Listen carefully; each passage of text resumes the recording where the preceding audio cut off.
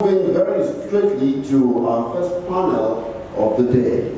The opening panel will be touching on the internal pressures emerging in the Southwest, including how the concept of security is evolving to economic security. This session will look at a series of emerging issues and will be offering suggestions to the question of national security from the lens of the private sector and business leaders. Please don't forget the question we've asked. We'd like you to begin to respond to our question: what is the greatest impediment to Nigeria's unity? The session will be moderated by Mrs. Crystal Chibu. Ms. Chibu is the Executive Director, the Irede Foundation, a disability and inclusion organization based in Lagos. Ms. Chibu will be introducing the panelists to us as we have our attention right now.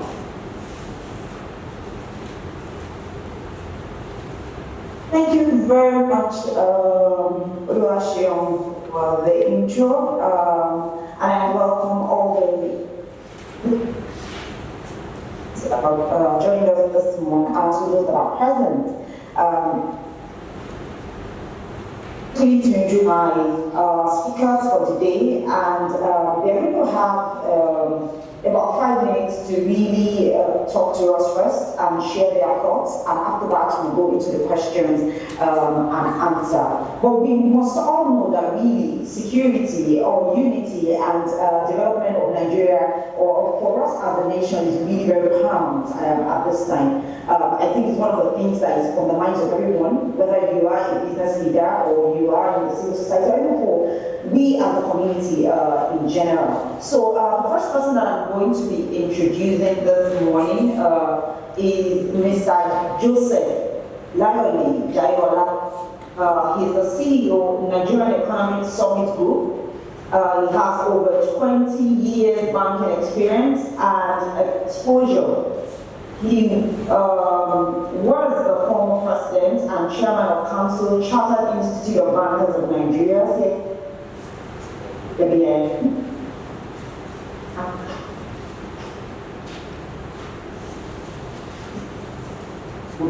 And personally, the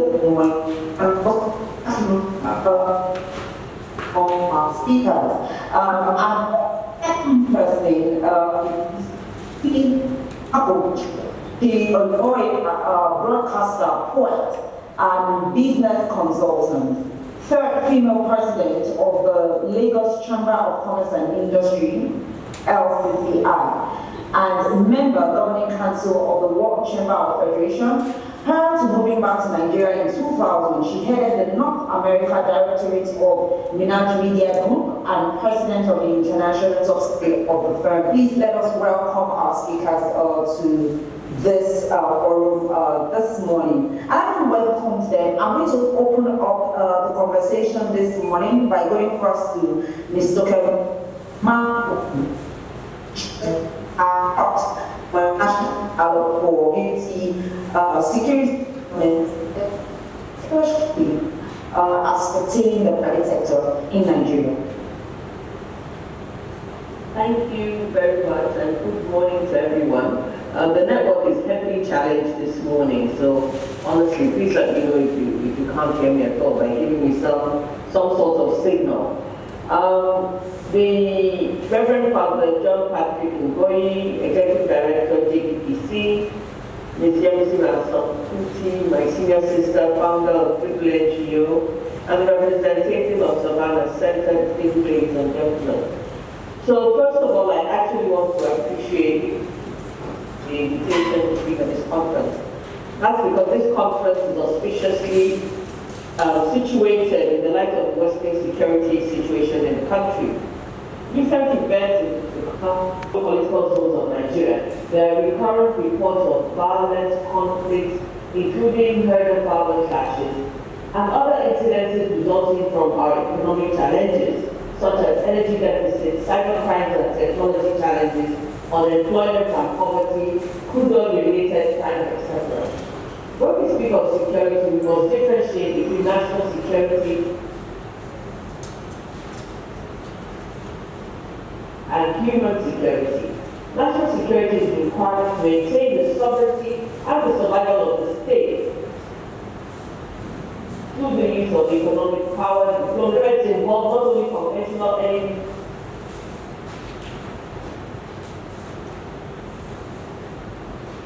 such as other nation states, for instance, drug cartels, etc. This threat will include national disasters, health hazards such as the current pandemic, and severe economic environmental damage. Human security, on the other hand, is commonly understood to prioritize the security of people, especially their safety, their welfare, their well-being, rather than that of the state. It gives privacy to human beings and their complex social and economic interactions. This distinction, however, should not in any way make us undermine the importance of both national and human security. Both of them are very important, and both of them must receive equal attention by government. The current national security strategy was released by our president in December 2019, and it was a review of an existing strategy which was released in 2014. This document actually states that our national interest objectives are: 1, to protect the Nigerian people and territory; 2, to promote Nigeria's prosperity; 3, sustainable development; and 4, promote national unity and peaceful coexistence, promote our regional and international interests. But the fact is that today our dear country faces a myriad of security realities, and we have no choice but to face it if we are to find our way out of this current situation and develop lasting solutions to our problems. So currently, Nigeria is beset with a large pool of uneducated, unskilled and unproductive youth, massive unemployment, uncontrolled population growth, pervasive corruption, high levels of moral decadence, weak government institutions leading to poor service delivery to citizens, poor data and record keeping, absence of a well-articulated national security architecture, and serious economic challenges and mismanagement of our resources. The absence of a well-coordinated national security architecture does not allow for a robust response by the state to the various security challenges facing us in the country today. The national security architecture includes the management, decision-making and oversight structures and institutions, as well as policies, strategies and plans. There are many agencies and institutions that contribute to national security management, so the coordination of decision-making is very important. The national security architecture is vital for ensuring that security priorities accurately reflect our citizens' needs and not just institutional interests. So what are the implications of the security policy in Nigeria? Dear participants, the worsening security situation in the country portends severe implications for all economic agents, including households, businesses, investors, and governments. This is further aggravated by the ongoing scourge of the COVID-19 pandemic. The insecurity implications include: 1, many businesses are winding up and there is an economic downturn; 2, unemployment has soared to unbelievable levels; increase in social tensions as well as domestic violence; increase in opportunistic crimes; health and medical support infrastructure is overwhelmed; poor harvest, leading to food shortages, food inflation and food security concerns; restricted movement of goods and services. Pre-existing security challenges are getting worse. Security forces are overwhelmed by increased criminality. Political, ethnic, and religious fault lines are becoming more pronounced. Inflation and currency devaluation is taking place. Refugee and humanitarian crisis, worsened poverty situation, erosion of investors' confidence, and the worsening of fiscal position and stifling of the economic growth of this country. In a report that was published by the LCCI entitled Insecurity and Economic Development in Nigeria, we documented the impact of insecurity on the Nigerian economy within the context of business growth, investment, economic growth, and food production. And our findings show a negative relationship between conflict and economic growth. Escalating conflict and insecurity will therefore hurt a economy as a whole. These are some of my thoughts on our current insecurity situation today. Thank you for listening. Over to you.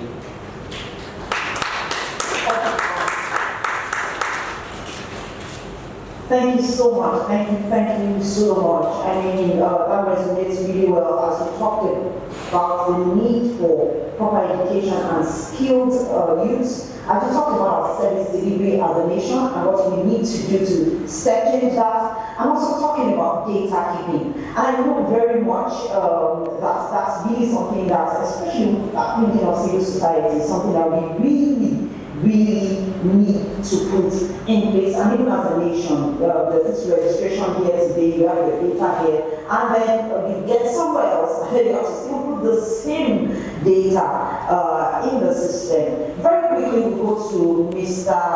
Jayeola as he shares with us his thoughts on unity, security, and development. You're welcome, sir. Thank you very much. Let me stand on established protocol, but to appreciate Mr. Rasamputi and the work that's been done. And this put this together. I like exactly what Mrs. talking about the aside. But to bring some of our perspective to the issues of our discussion. When you have a nation state, we all believe that there are 4 key elements that exist in a nation state. The fact that there are people, population, the territory, the government, and the independence of that nation state. And I think it's solid. Now, one of the key elements they have is that the people owe their allegiance to the nation state because they are promised by the government that they will be protected. One of the things that the government always says is to protect the borders of that territory and to protect the people that live in that nation state.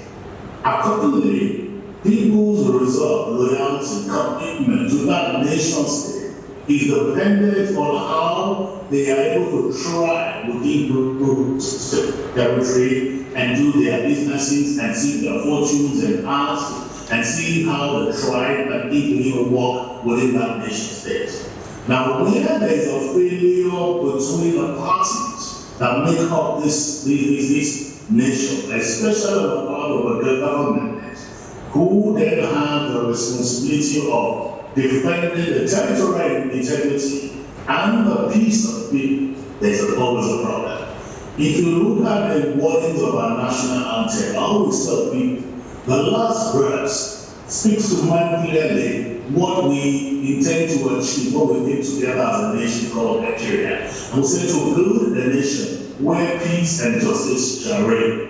But the moderator asked some of us about the key things that are impediments to our national unity. And I said 2 words, peace and justice. Where there is no peace, we can't live in harmony. Where there is no peace, businesses cannot thrive. Where there is no peace, people cannot see their virtues and arts. Where people see absence of justice, and justice is very, very wide. Social justice, economic justice, all of these are things that we brought up. And so when people come together to form a nation, and then put ourselves together under the Constitution, we can say we'll keep all of those things. And when government are sworn in our nation, whether national, at the subnational level, one of the things that they all decide to hold there is that they will swear by the Constitution.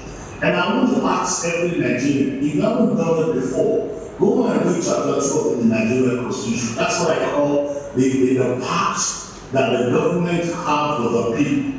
The detailed things in chapter 2 of our Constitution tells the commitment of government to citizenry and the fact that we businesses will thrive and do our businesses where everybody have what they are, where our protected and security is guaranteed, which is the first in the world.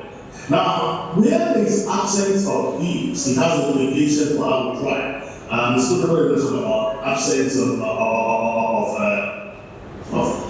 jobs and the environment, but we have criminals and kidnapping. It is the absence of justice. It is the absence of justice and human rights to absence of peace and all the things we have. So for us as a practice, one of the major things we bring to whenever we say we want to work in the territory is that, look, government will work here, will obey your laws, will support you by creating jobs and giving taxes on the condition that they will give us an environment to operate.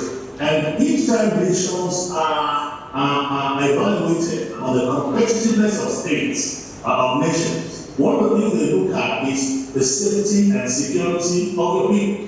And that's why you found out that if you look at the competitiveness of Nigeria, we have been ranking very, very well. So how has it affected us as private sector people? It has affected the way we do business. It has made us less competitive. It has affected the people that work with us, because if our workers are not safe, if they can't live in safety, the quality of their work is impaired. And it has affected our ability to build a thriving, succeeding generation. Now, did it just start today? No, it didn't just start today. Our nation had been degrading before now. Unfortunately, every government comes in and they say we'll make it better, and we'll have to make it better. And that's where the call for dialogue, the call for discussion to ensure that we have a united nation, a safe nation, is very, very auspicious. I mean, I've had a number of people that will say, oh, people break away. Look, breaking away will not be the solution. But people want, wherever they belong to have justice and peace. And that is, I believe, is a cry of the moment. And when we have that, private sector will try, Nigerians will try, the economy will try, and our people will not need to abandon the nation. Thank you. Thank you so much, sir. And that makes me the first person I'm going to ask the question, because I mean, as you talk about government and the things that the government should be doing to ensure that we have the right atmosphere or the right condition for businesses to thrive. So I want to ask you, from where you sit, should government prioritize or address the ongoing challenges around our community? There's a lot that is going on right now on conversations, around how we should be working as a nation. Should we break up? Should we? I don't know. So please tell us, what are your thoughts? Well, the first thing that the government needs to do, is to do, we need to trust each other. There's an absence of trust. I read quite a long time ago a book that talks about why is it that teams do not work together. And the base of that is the absence of trust. The fact that we're not vulnerable. Look, government needs to be true to the people. Sorry, this is not working. This is working. I'm not saying government is not going to do that. Even at subnational level, the fact that government will come and level with a citizenry and to tell the people the truth. So we don't trust government does not trust us. So the first thing that needs to be done is to build trust. And if sometimes government call private sector into the room for us to dialogue, and they do that often. But some of us just see that dialogue as mere, okay, well, we'll think about us. How do we build trust? So they must come far, they must assure people and give people a sense of belonging. That's the first thing that needs to be done. The second thing is that we need to have a proper coordination of efforts. The problem I have is that a lot is going down. And it's not adding up. Why? Because we're not coordinating our efforts. Who is defining the vision? Who is developing the idea? Who is saying that this is how we need to proceed? So you find out that you dissipate limited resources and it's not amounting to much. So there has to be proper coordination. Sometimes when I look at the central apps there, and they're operating as federation or they are for the federal government. Because the federation is not for federal government. The federation encompasses both the federal, the states, and local government. So there has to be a proper coordination of all of this what we're doing. One of the things our military will tell you is that even amongst themselves don't have coordination. And until you coordinate, you won't have security. The first thing I think we need to do is to have appropriate communication with the people. You know, and I started off, some of the vibes with X does not elicit confidence, does not elicit hope. Because the vibes, really know, I mean, sometimes government can be doing much, but how many communications the citizenry? How do you get people to really understand and, sometimes they're empathic? Sometimes being empathic about the situation goes a long way to heal. People just want you to sit to them and listen to them. I've always believed that Nigerians are not too difficult to govern because they're not too many. But sometimes it is the lordship attitude of our rulers, both of them, that makes it difficult. And I think another thing that we need to do is we need to have a guiding on everyone. I am one person that believes that the issue of unity and security is not that of government alone. It's that of government and the citizens. All the stakeholders need to say that, look, Nigeria works well in the interest of all of us. Nigeria does not work well, it is going to affect all of us. So we need to begin to have a holistic, a more coordinated approach to dealing with this issue. Sitting and discussing it as some regional levels by linking them together will not do much. It may aggravate the situation, but somebody must take the lead and we must do it in a coordinated fashion. Thank you so much. Ms. Mark, do you have any addition you want to say to that? From what you say, what would you say? Yes, I totally agree with Mr. Jayola. But I think the other thing I want to add is increased consultation at all levels.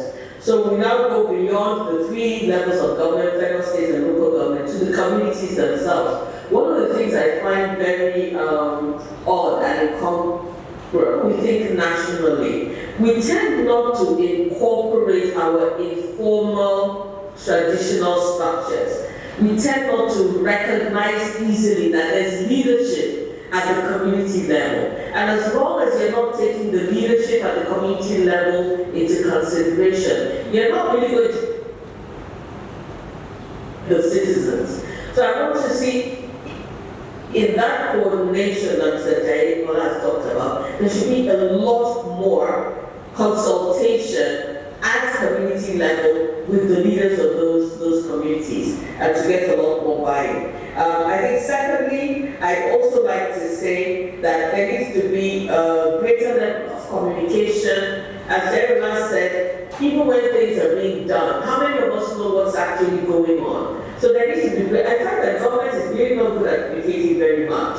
We need to be able to communicate more with the citizens. We need to have a lot more involvement with them. And I think finally I want to stress the point you made around the data and the planning.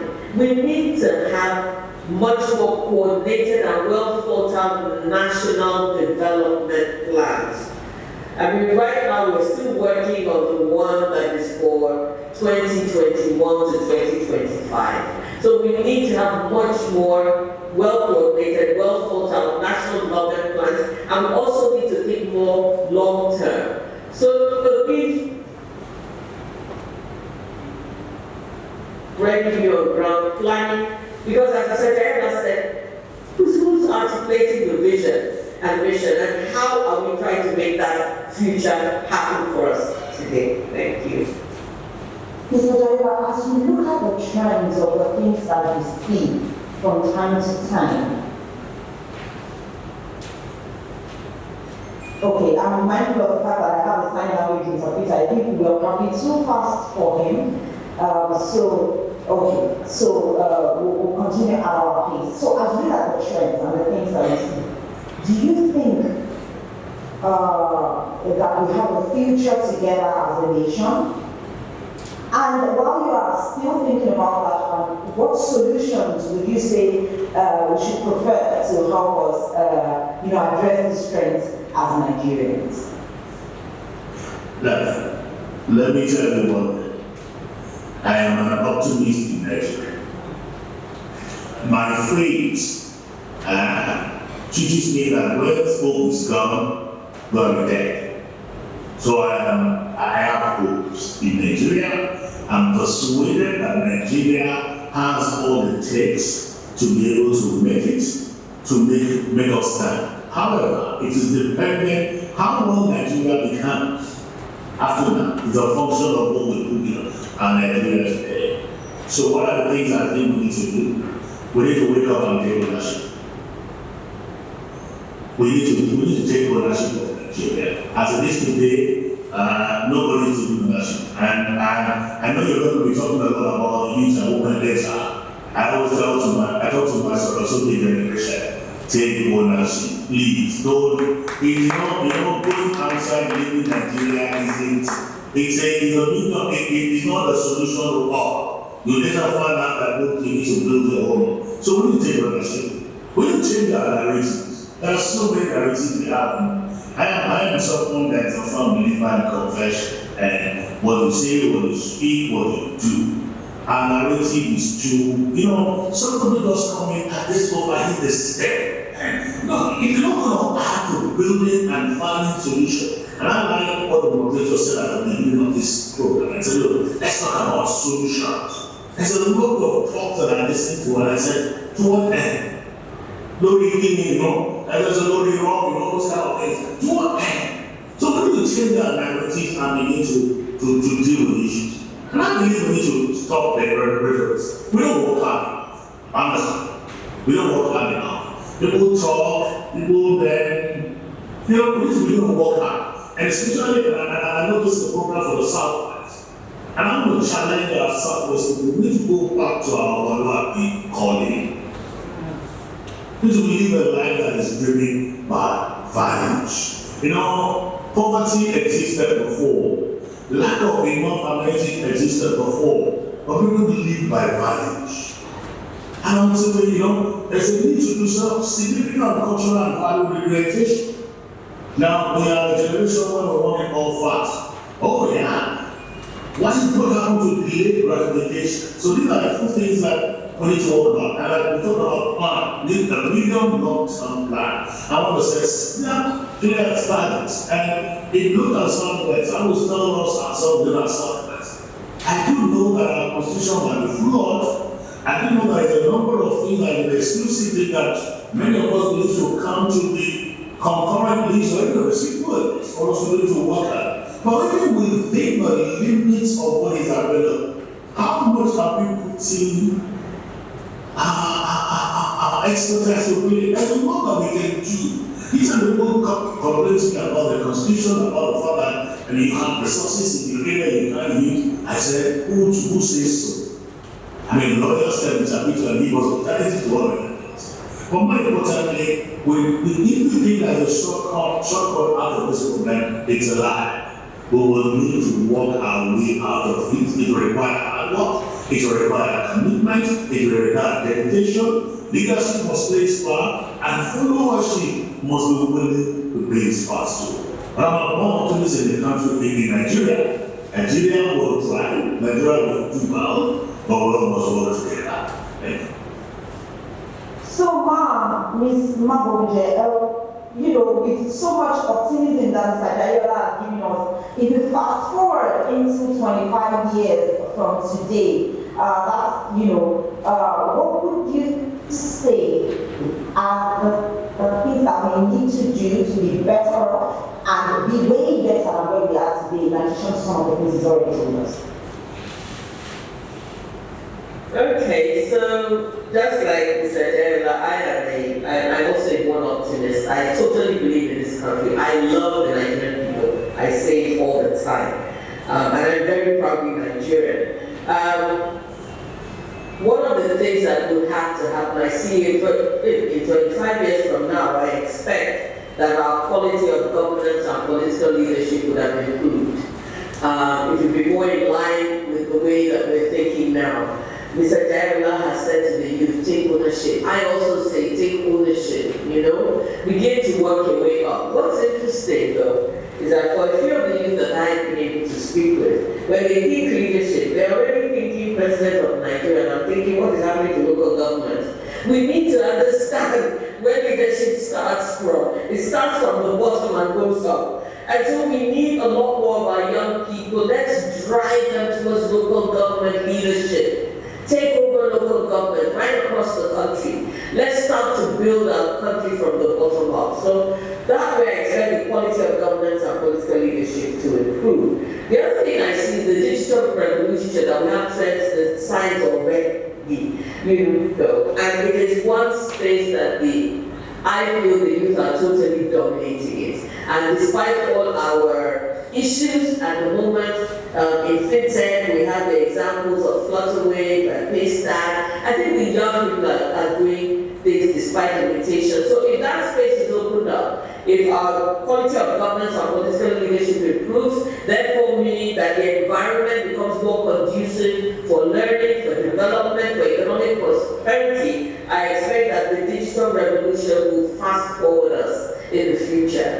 We should be playing a much greater role in medicine, in education, in all the various parts of life that we expect. I've already said that I count on the entrepreneurial spirit of the Nigerian youth.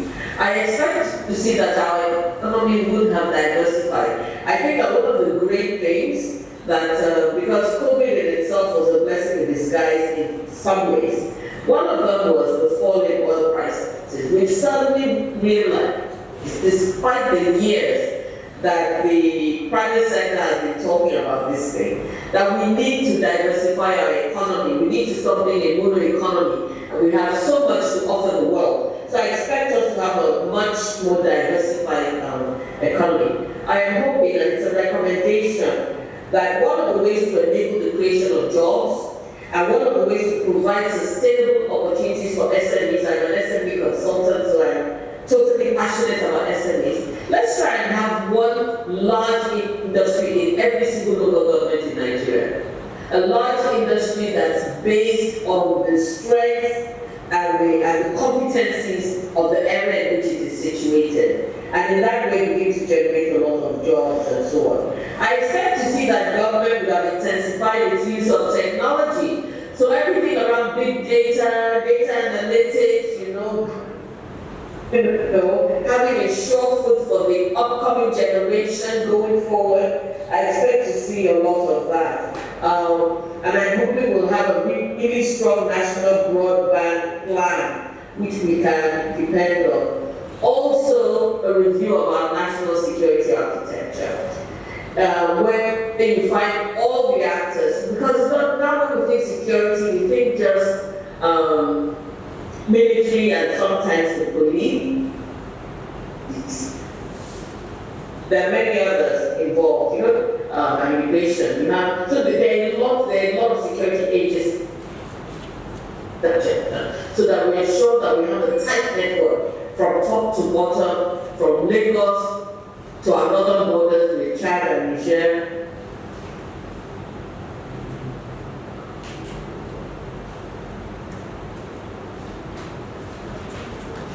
Okay, I think the network has affected us there. So, Mr. Jayla, can you give us one last thing in 1 minute? What would you say that are comfortable, that their needs are being met, and that trust deficit that Mr. Jayla spoke about in 25 years time we would have returned it. Thank you. Thank you, Ma. Thank you, Ma. So as we wrap up now, Mr. Jayla, can you tell us in 1 minute one thing you would want us to go out with from this conversation that you would want us to do? Just 1 minute. I want us to know that we have a responsibility to jointly build the Nigeria of our dreams. We have to ensure that there is justice and equity, and let those in authority know that they hold power in trust for the people. If that is done, and they realize that they make themselves accountable